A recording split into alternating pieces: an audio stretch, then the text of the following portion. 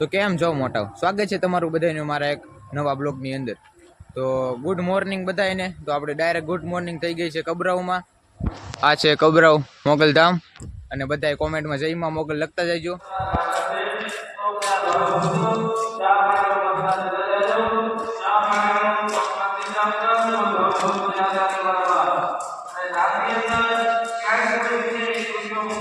Boot ને બધું કાઢી.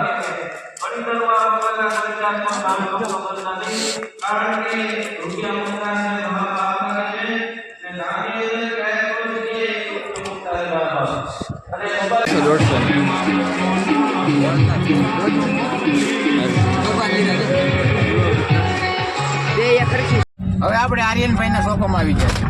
પેલા બ્લોગની અંદર આર્યનભાઈ એમ કીધું હતું કે પ્રવાસની અંદર જાય પછી ખબર પડે કે એનો અનુભવ કેવો છે. તો હવે એને પૂછીએ કે કબરાઉનો અનુભવ કેવો છે. કેવો રહ્યો ભાઈ આર્યનભાઈ કબરાઉનો અનુભવ? એકદમ મસ્ત અનુભવ રહ્યો, બહુ જ મજા આવી.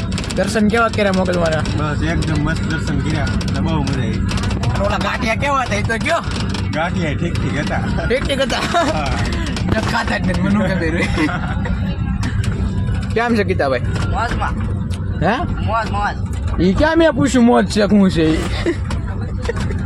નૈતિકભાઈના અને અક્ષયભાઈના સોફામાં આવી ગયા છે. હવે બે ને પૂછીએ કે એનો કબરાઉનો અનુભવ કેવો રહ્યો ભાઈ અક્ષયભાઈ? અનુભવ એટલે બહુ મજા જ આવી, બહુ મજા જ કરી છે એમ આપણને, બહુ મજા આવી ગઈ છે. ઓ ભાઈ, હાય ફેમિલી.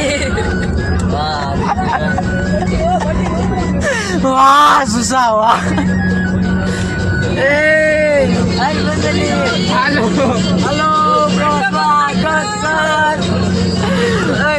આપણો કબરાઉનો અનુભવ કેવો રહ્યો? હારો ભાઈ, કાયદેસર. ઓલા ગાંઠિયા કેવા હતા? અરે જોરદાર. મસુ બહુ હતી. બીજા પ્રવાસ ઉલાટ હતા. એમ? હા, બીજા પ્રવાસ. મળી શકો ને તો મોબાઈલના સ્ટેટસમાં મૂકીને કહેવાનું, કારણ કે સ્ટેટસ પર જોવે જ મામા વાળું. શું કહેવાનું ખબર છે? આજે નહીં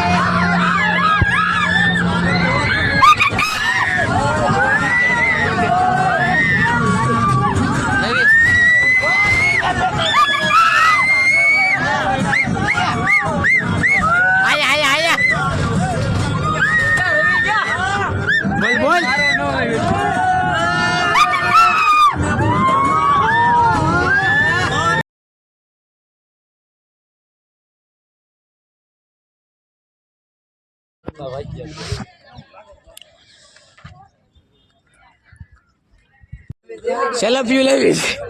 સેલ્ફી ઘડી કઈ 2 મિનિટ. આ કક્ષિયા ખરી હું હોય કોણ ખબર? હું છે લે કબ્રિસ્તાન હોય કોને ખબર હશે ખરી કાક. પાડો ભાઈ. તો મિત્રો હવે ભુજથી નીકળી ગયા છીએ. હવે આગળ જઈને તમને મળીએ, પણ હવે ક્યાં જવાનું હોય તો મને નથી ખબર. આગળ જઈને તમને મળીએ. અને આ ભુજ અમે હતા, પણ ભુજના કાંઈ શોટ લેવાના નહીં, કેમ કે પબ્લિક બહુ જાજી હતી, જેથી વિડીયોનો શૂટ ન લેવાનો.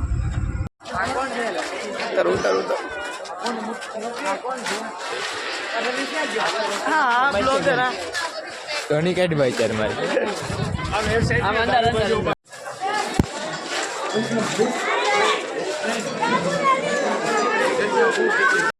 પાણી હતા ના